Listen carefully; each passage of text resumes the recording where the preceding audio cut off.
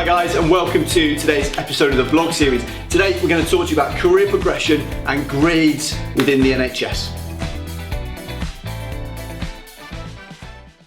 Okay, so the first point of the scale for a UK training doctor would be foundation years, so FY1 and FY2. And at that point in your career, you are learning the very basics of being a hospital doctor. So you're rotating amongst various different departments, usually for 3 or 4 months at a time, learning the very foundation skills. In your home countries, this is probably the equivalent to either your final year of university, if you start in a hospital at that point, or your your intern year in your first job.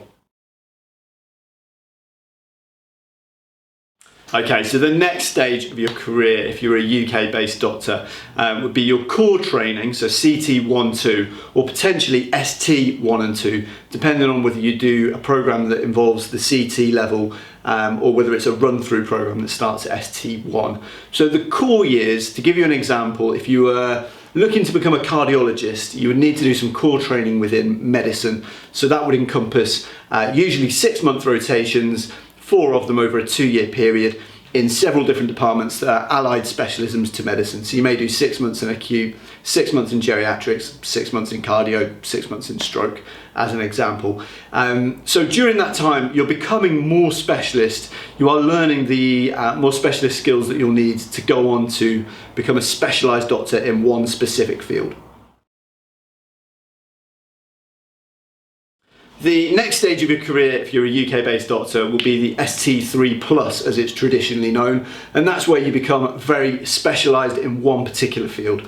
So to follow on from that example, if you were a cardiologist, you would then do ST3, 4, 5 and 6 as specifically working as a cardiologist. So you'd spend the next 3 to 4 years of your career solely specialising in that one field and aiming to become an independent consultant in that area.